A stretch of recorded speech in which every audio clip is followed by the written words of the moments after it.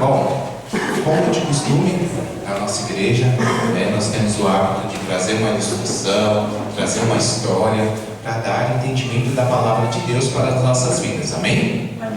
Bom, e a nossa história de hoje, ela começa assim. Certa vez, um senhor, já de idade, ele era um caminhoneiro, muito experiente, conhecia vários caminhos, rotas, foi chamado pela empresa onde ele trabalhava para dar treinamento para os novos caminhoneiros que estavam ali começando, então seriam caminhoneiros novatos. E ali ele foi e começou a ensinar, a mostrar, a falar um pouco sobre o caminhão, sobre o que eles podem ou não podem fazer, como se faz ali uma curva, como se manobra um caminhão, e foi explicando para aquele grupo de funcionários novos. E ali tinha 2 funcionários, do qual eles iriam fazer ali a mesma rota. Entretanto, cada um iria sair num dia. Um ia primeiro e o outro ia depois, E aquele caminhoneiro, chegou neles 2 e pegou e falou assim: olha, a rota que vocês foram fazer é assim, e foi explicando o caminho, e informou para eles que no meio do caminho, eles iam encontrar uma bifurcação, que nada mais é quando uma pista se torna 2. E ali ele disse: olha, quando vocês chegarem nessa bifurcação, vocês peguem um caminho da estrada de terra, estrada de barro, não é para continuar na estrada de asfalto, e sim na de barro.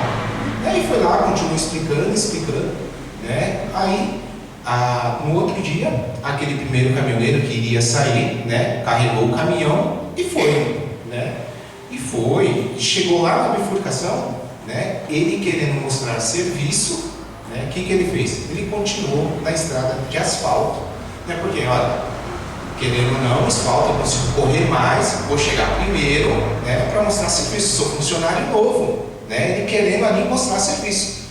No outro dia, o outro funcionário saiu, começou a andar, também se deparou com essa bifurcação, e ele foi lá e entrou na estrada de terra, seguiu conforme as orientações daquele senhor que tinha passado ali, de como que seria o trajeto.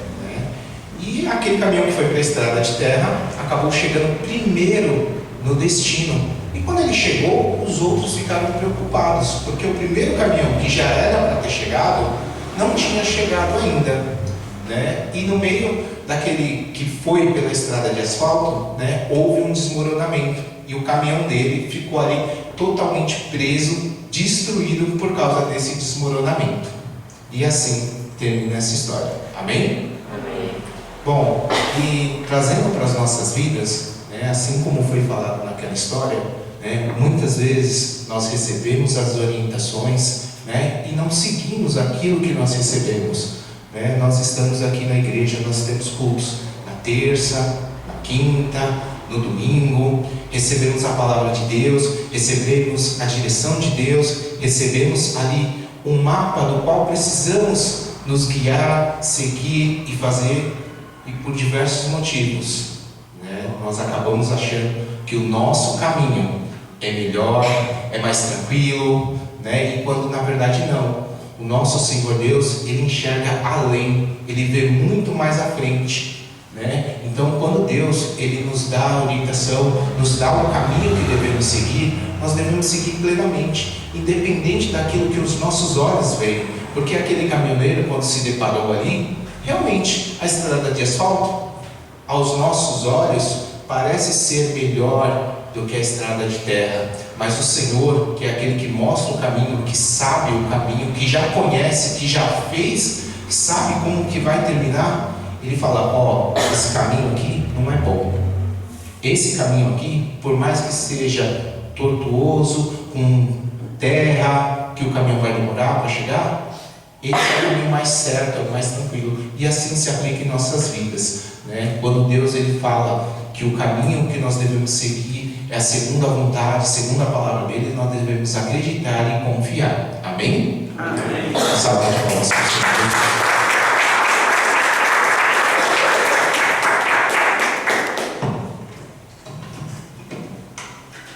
Boa noite, Igreja Florida Jardim do Senhor. Boa noite. Queria que vocês abrissem a palavra em Juízes 13. Vamos fechar os nossos olhos e vamos adorar o nosso Pai, para que Ele prepare o nosso coração e nossa mente, nosso entendimento para estar louvando e adorando a Ele. Porque parece que está próximo à tua volta, não é, Senhor? Todas as coisas nos mostram que a chegada do Senhor já está próxima de vir restaurar, buscar a tua igreja, buscar a tudo e a todos, Senhor. E nós precisamos, Senhor, se consertar, se transformar, se preparar para a sua volta, que nós não sabemos, Pai. Tua palavra diz que é num piscar de olhos, Jesus. Então que o Senhor possa moldar o nosso coração, transformar, possa nos abençoar, nos ajudar, pedir socorro em todos os momentos, pedir ajuda ao Senhor, para que nós estejamos preparados. Nós precisamos se preparar, Senhor. Preparar o nosso coração, a nossa alma, o nosso espírito para este momento tão maravilhoso. Mas infelizmente a própria palavra fala que muitos vão ficar, Senhor. Então que o Senhor esteja, meu Pai, cuidando da tua igreja, de cada um de nós, com todo esse amor e carinho que o Senhor tem por nós, porque eu sei que os sonhos do Senhor não é que ninguém se perca, é salvar a todos, meu Pai. E é para isso que nós estamos aqui, aproveitando a oportunidade, a chance que nós temos, ó Pai, de estarmos aqui neste momento, ouvindo a tua palavra, aprendendo de ti, para mudar e transformar e que venha a ser realizado, sabe, todas as mudanças, transformação em cada um venha se realizar de fato verdade, Senhor. Por isso, meu Pai, desde já eu te louvo, eu te agradeço, porque eu creio na convicção de um culto maravilhoso, cheio de bênçãos e de vitórias, em nome do Deus que é Pai, Filho e Espírito Santo. Amém, amém, graças a Deus. Glória a Deus, Jesus. Eu estava estudando aqui sobre esta passagem, né, de Sansão. E eu vou pregar algumas passagens e daí eu vou explicando as coisas que eu aprendi, Jesus me ensinou, para que eu possa passar para vocês hoje. Porque a cada culto sempre a gente aprende algo para nós crescermos, né? E aqui nesse Juízes 13, fala da servidão dos israelitas sobre os filisteus e o nascimento de Sansão. E é muito interessante porque já no primeiro versículo fala assim: e os filhos de Israel tornaram a fazer o que parecia mal aos olhos do Senhor. Os próprios homens escolhidos de Deus, os filhos de Israel, fizeram coisas que aos próprios olhos do Senhor desagradou. E aí o Senhor os entregou na mão dos filisteus por 40 anos. Veja só como que foi aqui o castigo, né? Por não agradar, né? Fazer as coisas que não agradam a Deus, o pecado, a mentira, tantas coisas que a gente tem que se policiar para estarmos preparados para a volta dele, de fato, verdade. E aí diz assim no versículo 2 que havia um homem de Zorá, da tribo de Dan, cujo nome era Manoá, e a sua mulher ela era estéril e não tinha filhos. E o anjo do Senhor apareceu a esta mulher e disse-lhe: eis que agora és estéril, e nunca tens concebido, porém concederás, e terás um filho. Então Deus mandou lá que o anjo avisasse a esta mulher que ela era uma mulher estéril, mas que ela agora ia, né, ter esse filho. E aí diz assim no versículo 4: agora, pois, guarda de que de que bebas vinho, ou beba bebida forte, ou comas coisas imundas, né? Estava aqui falando para não praticar. Guardar é como se falasse, não pode participar disso, né? E aí ele fala assim: porque és tu, e concederás e terás um filho sobre cuja cabeça não passará navalha, porquanto o menino será nazireu de Deus, desde o ventre, e ele começará a livrar a Israel da mão dos filisteus. Então, na sequência, que eu não vou ler, mas eu vou explicar, a mãe e o pai falou para o anjo voltar de novo para falar com eles, para explicar o que era esse nazireu, como é que ela tinha que criar esse filho, né? E o que tinha que eles, como os pais, cuidarem e fazerem para esse filho. E aí eu fui estudar nazireu. Nazireu quer dizer consagrado. E fala assim, que nazireu é o homem ou a mulher para cumprir o voto de nazireu. Tinha de, primeiro, abster-se de bebida forte e de todo o produto da vinha. Segundo, não raspar a cabeça. Terceiro, não aproximar de cadáver, nem quando morresse parente mais chegado. Esse voto servia por período, ou no caso de Sansão, foi feito até a morte, desde que ele nasceu até a morte. Nem casar, poderia casar com mulheres que não fossem do povo dele. E aí, então, esses pais criou ele de acordo com o que os anjos falou. Agora no 14, aqui, de 1 a 4, diz assim, e desceu Sansão, aqui no 24 diz assim, ó, depois teve esta mulher um filho e chamou o nome Sansão, e o menino cresceu e o Senhor o abençoou, contando então da passagem que os pais aprenderam, e ele cresceu e ele foi abençoado. Enquanto a mãe e o pai cuidou e ele era pequeno, era criança, depois ficou jovem, aí ele já fez o primeiro pecado aqui, já saiu fora, já desobedeceu os pais, porque assim aqui conta a história, né?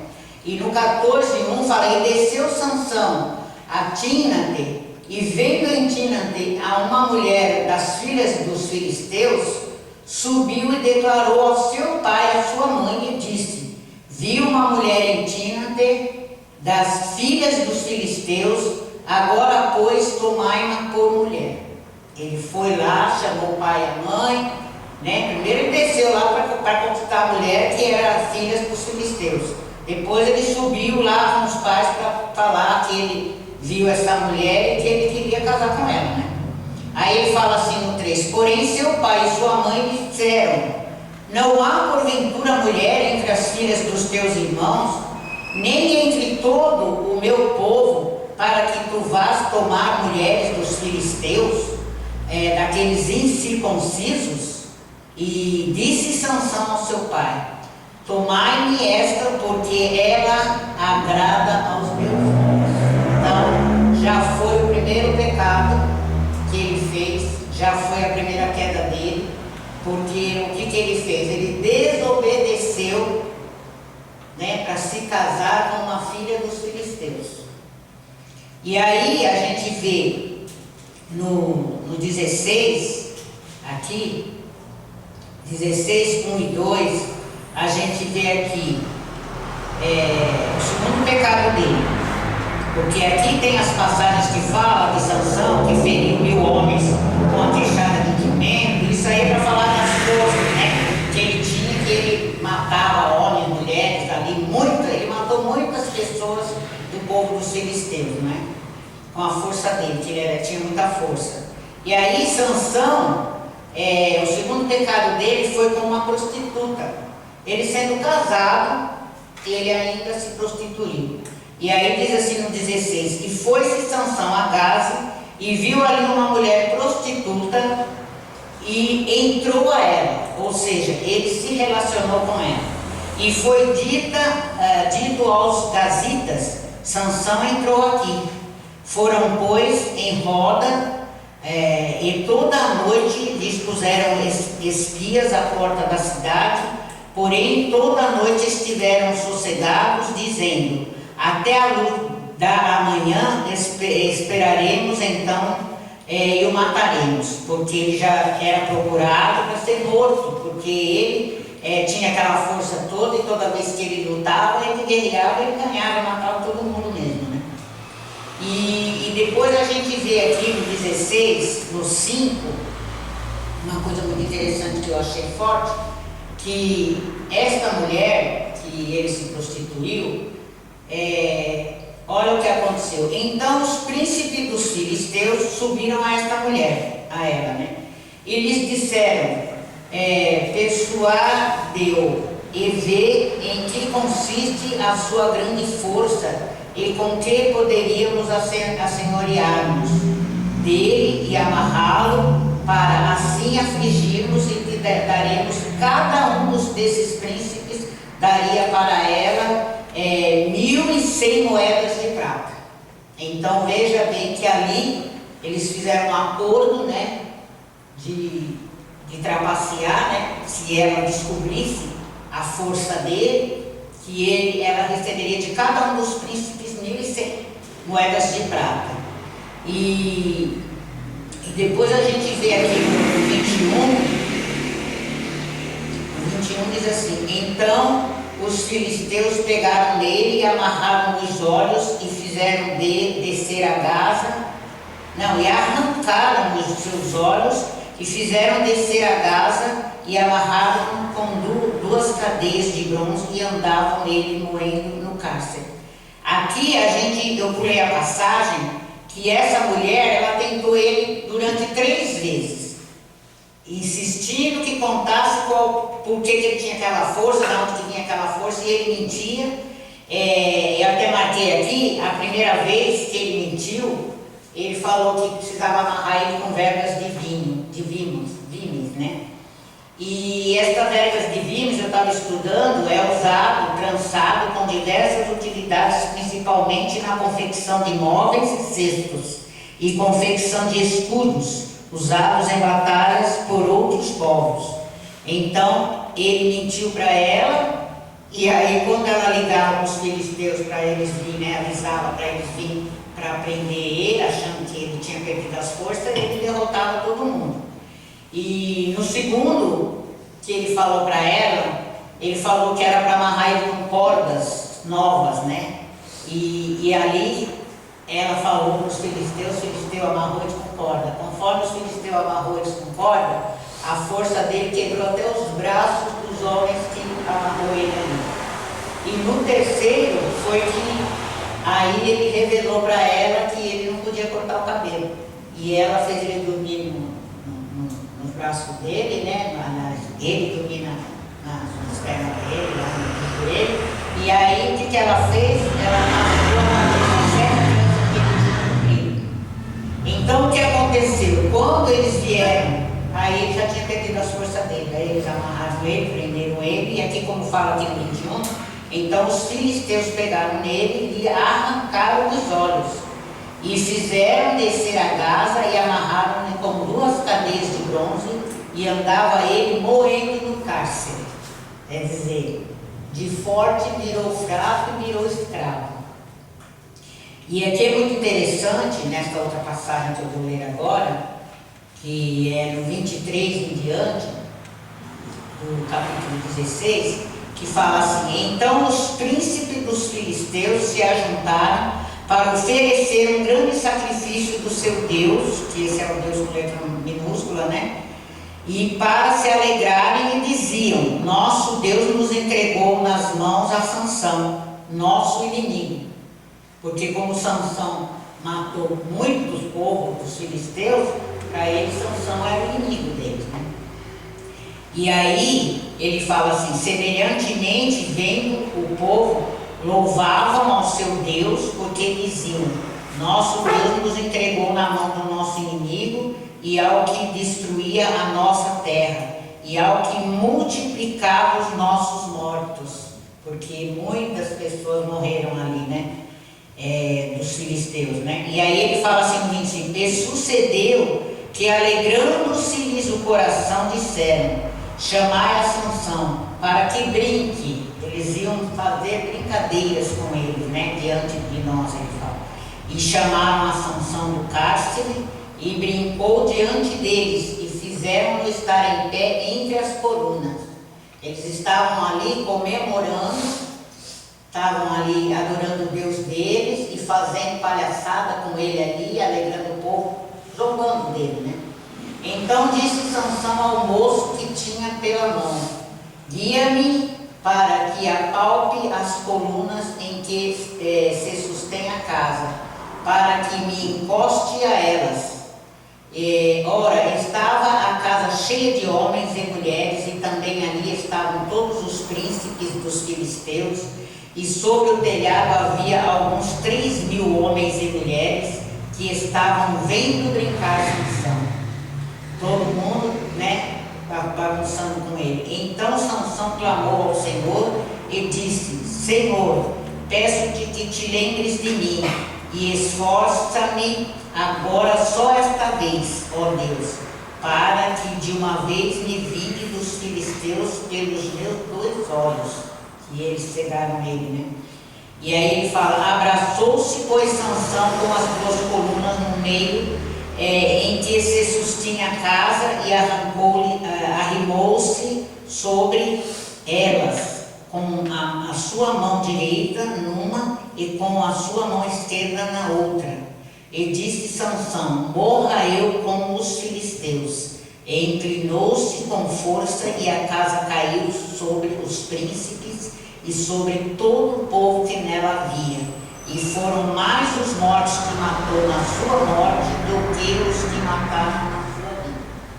Então achei muito forte. Aí ele fala aqui assim, ó: então seus irmãos desceram e toda a casa de seu pai, e tomaram e subiram com ele, e sepultaram entre Zorá e Estaol, no sepulcro de Manoé, seu pai, e julgou ele a Israel 20 anos. Então você vê que ele foi juiz durante 20 anos, porque naquela época ele foi juiz, né? Ele foi o 13º juiz. E o nome de Sansão, achei muito bonito, que eu estava estudando, que é Pequeno Sol, né? E aí eu fiquei imaginando, nessa passagem toda, fiquei imaginando a nossa escolha, né? Porque ele poderia, pelo poder de Deus, né, nós podemos fazer escolhas acertadas e nos ajudar a influenciar a comunidade de forma positiva. Ele quebrou o seu voto especial para viver uma vida pura, né? Ele quebrou aquele voto. E ficou cego e também se tornou escravo. Deus ele planejou que ele fosse um líder em Israel. E ele quebrou o voto de Nazireu. Então ele tocou em morto, bebeu vinho. Ali, se a gente lê a história toda, a gente vê lá tudo, né? Comeu mel. Tudo que ele não podia fazer, ele fez. E ali a gente vê que Deus já não estava mais com ele. Mas naquela hora ele orou, pediu a Deus, né? Deus ainda, pela oração, pela misericórdia, concedeu ainda o último pedido, e ele morreu ali, né, junto com os filisteus, mas ele salvou a Israel, que ele tinha sido escolhido para vencer a Israel. E aí Israel venceu.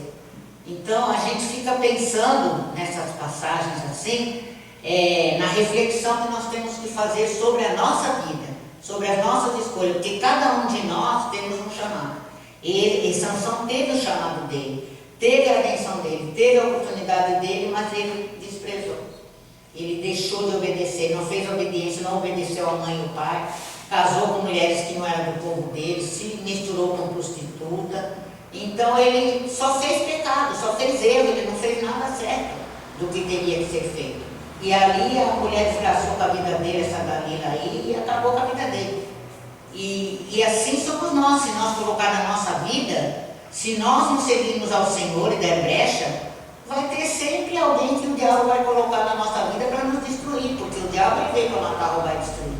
Mas o nosso Deus não, ele veio para que nós tivéssemos vida e tivéssemos em abundância. E cada um de nós aqui é um escolhido de Deus. Nós temos que saber as oportunidades que nós temos para nós tomar conta do nosso ministério, da nossa vida, da nossa força com Deus, estarmos sempre vigiando, orando, intercedendo, jejuando, que nem agora nós fizemos esse propósito, né? Quando nós fizemos o retiro do carnaval, ali fizemos um retiro espiritual, orando, intercedendo pela igreja, pelo mundo, pelo povo ali, e aí foi tão maravilhoso. E assim somos nós temos que não sair dali e depois esfriar tudo. Sair dali no mesmo espírito, pensando, refletindo, se policiando. Isso é uma vida espiritual com Deus. Porque se nós não vigiarmos, o diabo ele vem para matar, roubar e destruir. Ele vai querer entrar na nossa vida para nos matar, para nos acabar, sabe? A gente passa por passagens que a gente fica pensando mesmo, sabe? Então nós precisamos vigiar.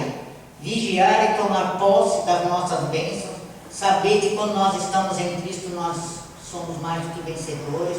Se nós obedecermos e praticarmos tudo que é abençoado, esse propósito que nós estamos fazendo, para chegar até domingo na consagração, que vai ser uma grande vitória essa consagração, uma grande bênção, uma grande notícia obrigada para a gente ter bênçãos.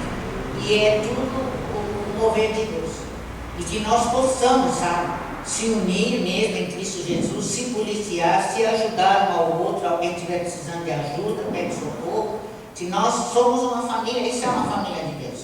É a gente estarmos aqui para um ajudar o outro, para um orientar o outro, para um olhar para aquele irmão e não deixar aquele irmão cair. Sabe, se puder falar, ajudar, orientar, é isso que nós temos que fazer. E nós temos que saber que nós temos um ministério muito forte que é crianças e adolescentes. Que não é fácil, a gente sabe que é difícil, mas Deus deu essa missão para nós. Esse ministério aqui é nosso.